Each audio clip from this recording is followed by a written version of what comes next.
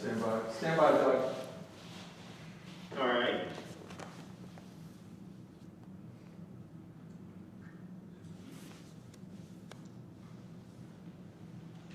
Millie, I'm good. All good? Will, you hear me all right? All good.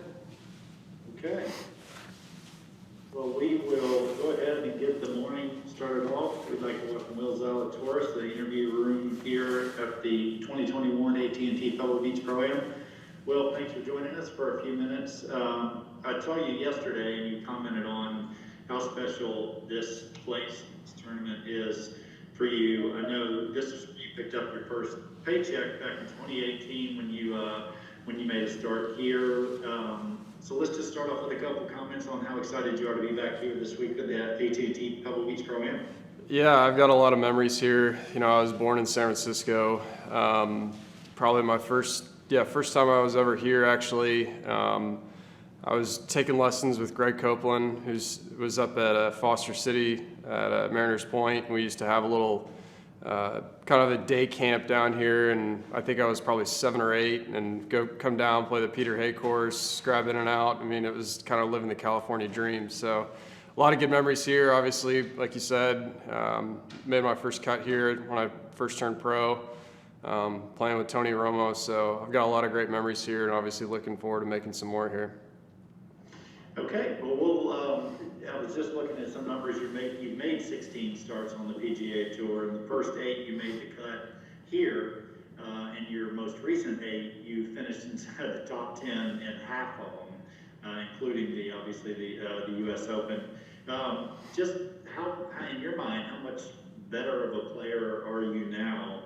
The numbers are evident that you're quite a bit better, but just from your perspective, how confident are you with your game right now?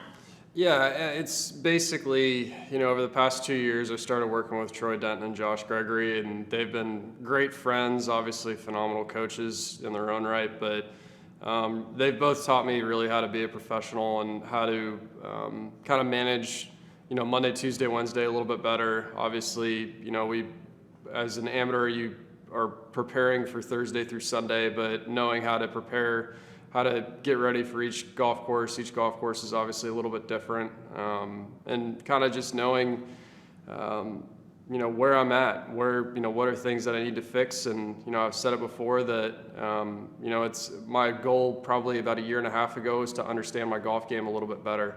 You know, how can I turn maybe a missed cut into a made cut and make the most of it? And, you know, I think San Antonio for me from the Korn Ferry Tour last year was probably the most evident, where you know, I had a terrible first round, made the cut on the number, and turned into a top 5, and that's the difference. You know, maybe I wouldn't have even had the chance a few years ago to make the weekend, let alone, you know, turn into a nice week. So I think that's really the biggest thing, and, you know, like I said, I think it's just understanding myself a little bit better, and that just comes with, you know, the prep Monday through Wednesday of just kind of knowing where my game's at and knowing what I need to be working on and focusing on throughout the week.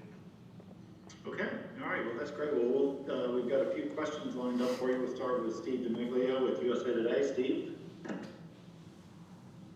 Hey, Will, I'm just curious, how much was that first paycheck here in 2018, and what do you remember about it?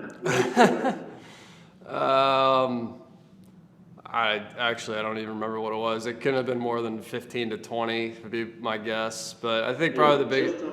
Just under 15. Just under 50, all right, even better.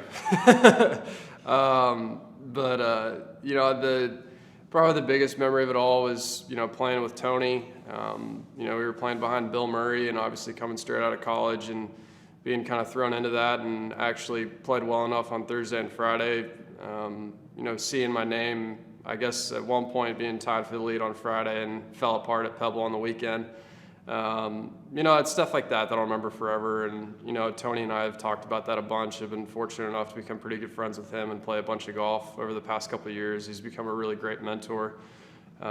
So I think that was kind of probably the best memory of it, was seriously just playing with Tony, and obviously playing Pebble Beach doesn't stink either.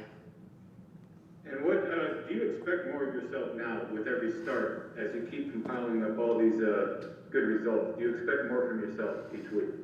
Yeah, I mean, I think if anything, it's just keep getting better. I mean, I've said the same thing for probably 2.5 years, and Josh Gregory, I mean, every week, Wednesday or Thursday, he'll shoot me a text just saying, hey, another great opportunity to get better this week. I know that I've been asked a lot about, being inside the top 50, is that a main goal? It's like, well, it's just part of it. When I was 7 years old, it's not like my goal was to get in the top 50 in the world. We all dream about winning a major.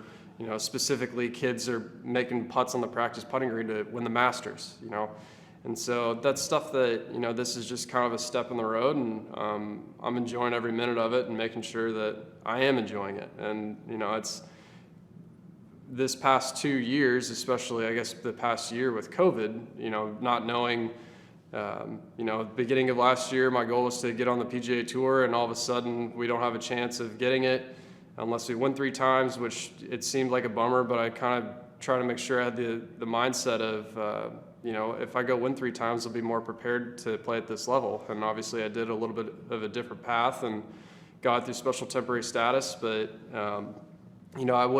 I probably wouldn't have even tried to qualify for the Open if COVID didn't happen, just because I was so focused with the Korn Ferry Tour. And we get fortunate enough to get a start and finish 6th at the Open, and then turn that into special temporary status. So, that's that whole timeline. Basically, there's no goal or to try to be on the PGA Tour by this time. It was so uncertain that just get better every week, and good golf takes care of a lot of things. Thank you, sir. Been next to Ron Kroichek with San Francisco Chronicle. Ronnie. Hey, Ron, you're on mute, I believe.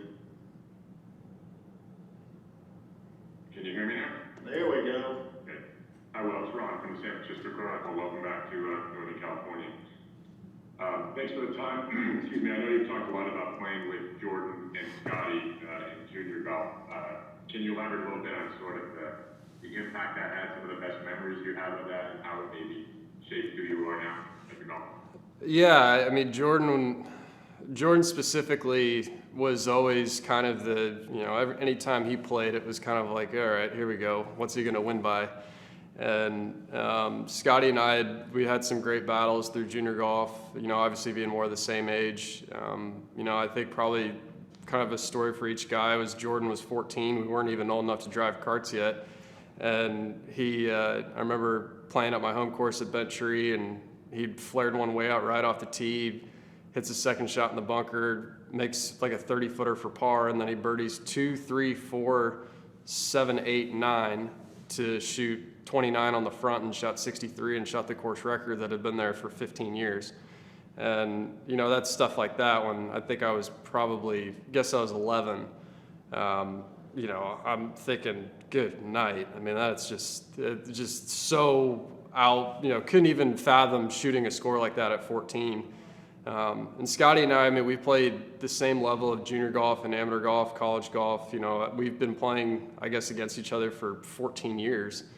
And so it's been a lot of fun, obviously, growing up with these guys. And, I get asked a lot, what's it like playing with Jordan? I said, well, just expect a couple ridiculous 30 or 40 footers and maybe a chip in around, and that's kind of what you're going to expect.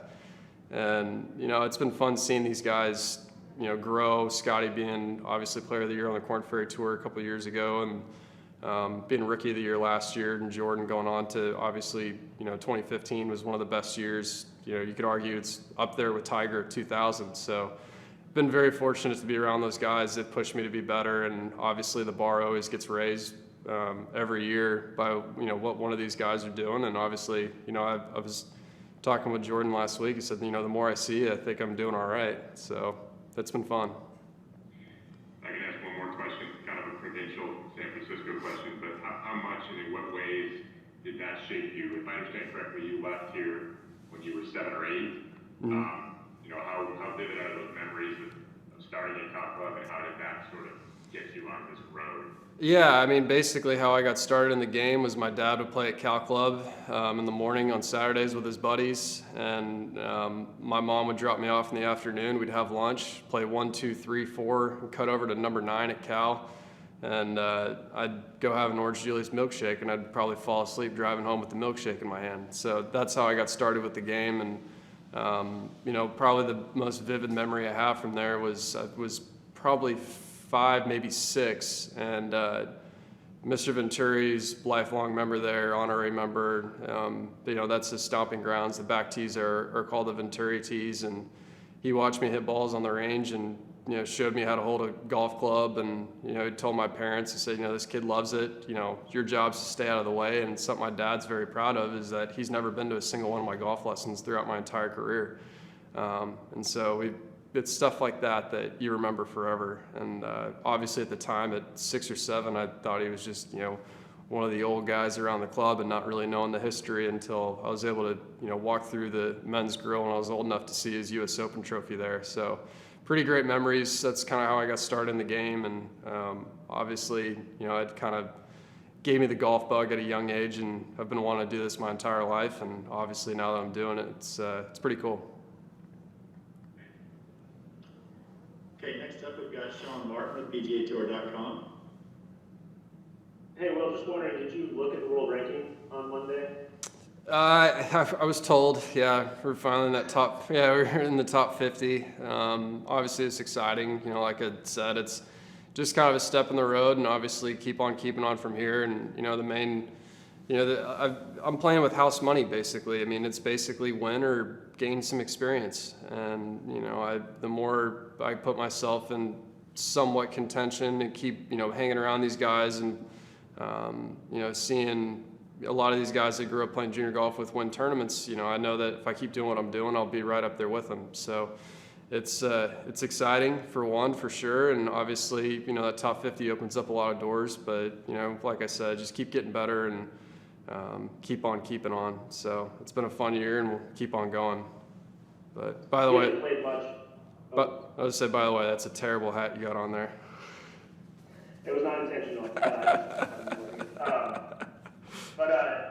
Cal just hasn't been playing, but being 2 spots behind Tiger, what is that? Anyone tell you that one as well? Yeah, I mean it's obviously it's fun, and like I said, it's part of it. Obviously, it's a guy who I guess was I admired him forever, and I remember I was actually talking about this last night with another Cal Club member that my dad's known for 30 years, and he said that Ernie Els came out to Cal Club after Tiger won in 2000, and he said, I can fathom finishing second in an Open. I can live with that. I just can't believe that I finished second and lost by 15. So, it's little things like that. And I think Ernie went out and shot like 63 that day and shot the course record. So, yeah, I mean, a lot of memories here from the Bay Area especially, but obviously being a couple behind Tiger is fun. Cool. Thank you. Okay, we got a few more in the queue. We've got Ben Everall and Alex Maselli. We'll start with Ben. Ben, go right ahead. Thanks, mate. Well, when you look at guys like Cameron Champ and that you obviously play with in the World Cup team with Colin and whatnot, does that give you confidence to, I guess, be able to do things quickly like they have? Yeah, absolutely. I mean, they did it obviously way faster than I've done. Cameron coming out and lighting the world on fire, Colin winning a major within his first couple of years of being a professional. But, like I said, it's kind of the same thing with Scotty and Jordan. We've played golf together forever. And, seeing these guys have success, it only gives me the belief that I can do it too. So, absolutely. Oh, I was back on mute there, sorry. Just to follow up. You continue with the good results, you keep pushing forward in the world ranking. Like, what's the ceiling, I guess, in your goals for the short term rather than long term? Yeah, I mean, I hate giving you the kind of cookie cutter answer, but it's just to keep getting better. If I could finish second the next 25 weeks in a row and still not make the FedEx Cup playoffs. So, every week I've got a chance to go out and tee it up and hopefully win and get myself in those playoffs. And but like that's kind of why I've said I'm playing with house money. I know my card's locked for next year, and the only way I can move up, I guess, is by winning. So, every week it's kind of all or nothing, but at the same time keep gaining the experience and keep getting the exposure, and eventually throw myself into contention and hopefully be able to hoist a trophy on Sunday. you could probably set some unbreakable records, if you will, as a special temporary member, etc. All these journeys that you've done that won't happen again unless we have another pandemic, right? Yeah. Good work. Thank you. All right, we've got Alex Maselli up next. Alex? Yeah, Will, just wondered, the PGA of America just came out with a release today saying that they're gonna let distance devices be used at the PGA Championship. You're a young guy, you've experienced using distance devices all through your college days, I'm sure. Can you talk about the benefits of using it, and if there's some detractions in using it as well when you're playing in a tournament? Yeah, actually, I didn't even know that, or the PGA of America was doing that. I think hopefully it speeds up the game. I know that that's been a big topic of conversation for a long time. Monday qualifiers, they've been doing it for a couple of years now where you're able to have rangefinders. So, I don't see a downside to it. I think if anything, it'll hopefully speed up the game, specifically if guys hit one offline. There's, instead of walking over to the side, the one specifically I could think of actually is a couple weeks ago in Torrey Pines, I hit one out right on 14, and we had to walk 40 yards over, 40 yards back. My caddy actually had to even pace it off from the front edge, and that adds a couple minutes, and next thing you know, we're behind it, even though the entire group, I think we all made par. I'm hoping it helps. I'm all for whatever makes the game faster. I don't really see a downside to it. The reality is, even when you see, guys walking the golf course who are covering the tournament, they're just walking up to our ball, shooting a number, and then we've got to walk around and go find it. So I'm hoping that it speeds up the game. That's all really that I'm focused on. But at the same time, I'm sure that there's some guys that are kind of being homers and they want to, the art of getting a yardage, knowing how far things are playing. So I think it'll be interesting. I had no idea actually until you just said that. Okay, and the other thing is you talk about coming out and just trying to get better, if you were on the Corn Ferry Tour, you needed to win. Here you got in a different way onto the PGA Tour. What is it that shocked you the most when you came out saying, boy, I don't know if I can do that. I need to do these things to be able to get better. What were those things? I think it kind of goes back to playing with, guys, like Scotty and Jordan forever is, we play at home. Kramer Hickok and I went to high school together. All these guys have been successful out here. So I think that, if anything, just gave me the self-belief that I can be here. I think, if anything, it's just, there really hasn't been anything shocking just because I've been around those guys and seen their processes and how they go about getting better. I think it's just interesting to see how each person does it differently. Some guys will have a heavy load on the gym Monday, Tuesday, Wednesday. Some guys keep it light. Some guys will be working with coaches and banging balls on Tuesday for 3 or 4 hours. Some guys will keep it light. I think that's just the different thing that when you're a young kid or even just a regular fan watching golf, you see what happens Thursday through Sunday. But seeing how these guys operate Monday through Wednesday, I think has been very interesting. And, being a guy who I've always loved understanding people's processes and how they go about it differently, it's been very interesting. Okay, good luck. Thanks a lot. Thanks, Alex. Okay, we'll finish up with a return to Steve Domeglio. Steve? Well, just curious, did you buy anything special when you got that first paycheck in 2018? No, I bought a plane ticket to go to the Monday qualifier for LA. Perfect. Thanks, big man. Thanks. All right, Will, we, as always, appreciate your time. We've certainly seen a lot of you in the past few weeks, and that's a good thing. So we hope it continues this week, and we appreciate your time again. Have a great week.